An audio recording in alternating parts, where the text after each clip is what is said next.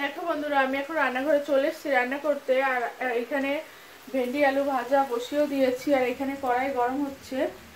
আর এই যে মাছ আজকে আমি রান্না করব, কাতলা মাছের কালিয়া। তোমাদের সাথে শেয়ার করব, কেমন লাগলো তোমরা বলো কমেন্টে।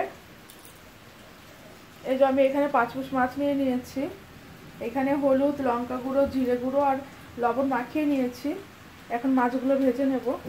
আর এখানে দেখো এই যে ভেন্ডি আলু ভাজা হচ্ছে, আর এই যে কড়াই গরমও হয়ে গেছে। এখন এর মধ্যে আমি তেল দিয়ে দেবো। দেখো তেল দিয়ে দিয়েছি। এখন চলো মাছগুলো ভেজে নিই। তোমরা দেখো, তোমাদের যদি ভালো লেগে থাকে একটা লাইক কমেন্ট শেয়ার করে দিও। দেখো বন্ধুরা, তেল গরম হয়ে গেছে। এখন আমি মাছগুলো ভেজে নেব।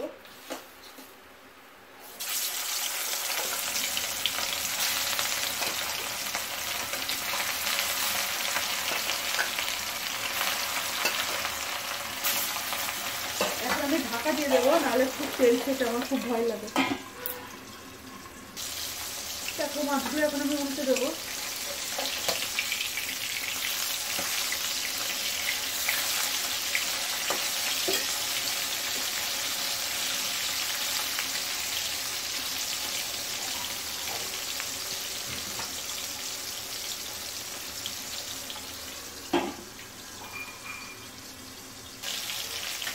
দেখো মাছগুলো ভাজা হয়ে গেছে, এখন আমি নামিয়ে নেব।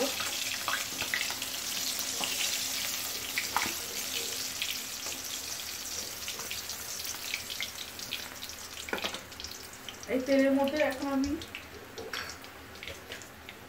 জিরে, তেজপাতা আর একটা শুকনো লঙ্কা,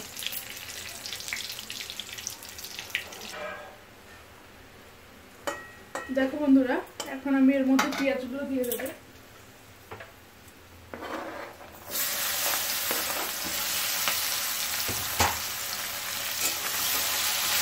পেঁয়াজগুলো ভালো করে ভেজে নেব। আর একটা কথা, তোমরা হয়তো ভাবছো যে দেবিকা সবকিছু এত অল্প অল্প রান্না করে কেন, কারণ এটাই আমার কাছে অনেক বেশি হয়ে যায়। কারণ কি জানো তো, দীক্ষা আমি সারাদিন থাকি, আর দীক্ষা তেমন একটা ও মাছ মাংস পছন্দ করে না। ও ডিমটা একটু খায়। আর ওর পাপা তো ডিউটি চলে যায় সকালে, ওর পাপা সেই রাতে খায় একবার রুমে, তখন আমার রাতে আবার রান্না করতে হয়। আর এটাই আমার কাছে বেশি হয়, কারণ একা আমি আর কত খাবো বলো, আমার তো ছোট্ট সংসার, আমরা 3 জনা। আর কি দীক্ষার পাপা আর আমরা 3 জনাই থাকি। এবার এটা বেশি বেশি রান্না করে ফেলে দিলে তো লাভ নেই আর কি, ফেলে দিও। তার জন্যই আমি অল্প অল্প সব কিছু করি। এটাই আমার কাছে এই 5 পিস মাছ তো আমি খেয়েও পারবো না, আমি হয়তো 1 পিস বা 2 পিস খাবো, থেকে যাবে। তাহলে এর মধ্যে আমি সামান্য লবণ দিয়ে দিলাম, পেঁয়াজটা আর কি ভালো করে ভাজা হয়ে যাবে তাড়াতাড়ি। দেখো বন্ধুরা, পেঁয়াজটা ভালো করে ভাজা হয়ে গেছে। এই যে আদা আর কি রসুনের পেস্টটা আমি এর মধ্যে এখন দিয়ে দেবো।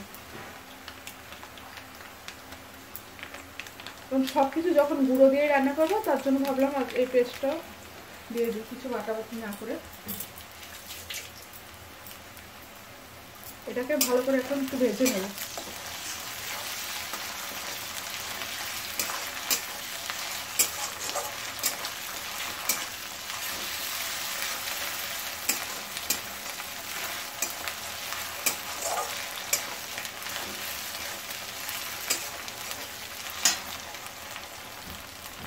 দেখো বন্ধুরা, এটা ভালো ভাজা হয়ে গেছে। এর মধ্যে এখন টমেটো দিয়ে দেবো। টমেটো ভালো করে ভেজে নেবো যাতে গলে যায়। দেখো বন্ধুরা, তেল ছেড়ে গেছে। এখন আমি এই মশলাটা জলে গুলে রেখেছিলাম, এখানে আছে জিরে গুঁড়ো, হলুদ, লবণ আর লঙ্কা গুঁড়ো, এটার মধ্যে এখন দিয়ে দেবো।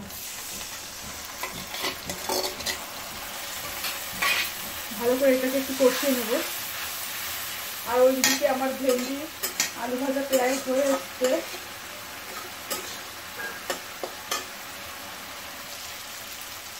দেখো বন্ধুরা, পুরো ভালো করে ভাজা হয়ে গেছে, আর তেলও ছেড়ে এসছে। এখন এর মধ্যে সামান্য জল দিয়ে আমি ঢেকে দেবো, আর গন্ধটাও খুব সুন্দর এসছে।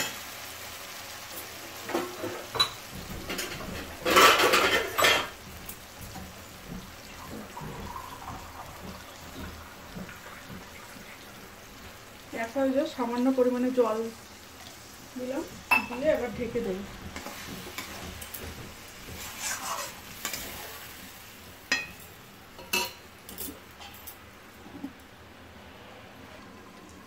দেখো বন্ধুরা, এখন আমি এর মধ্যে মাছগুলো দিয়ে দেব।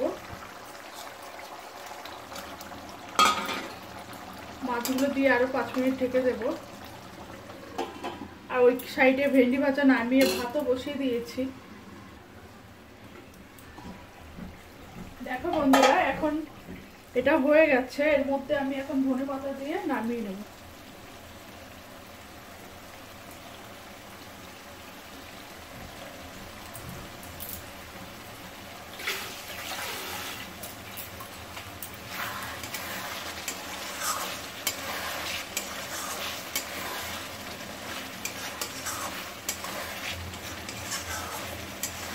দেখো পুরো তেল ছেড়েছে, দেখতে সুন্দর লাগছে। এখন এটাকে আমি নামিয়ে নেব। আমার কাতলা মাছের কালিয়া পুরো রেডি। চলো তোমাদের দেখাই। দেখো বন্ধুরা, এই যে রেডি আমার কাতলা মাছের কালিয়া, আর এই যে ভেন্ডি আলু ভাজা। দেখো কেমন লাগছে, দেখতে তো ইয়ামি লাগছে। তোমাদের কেমন লাগছে জানিও।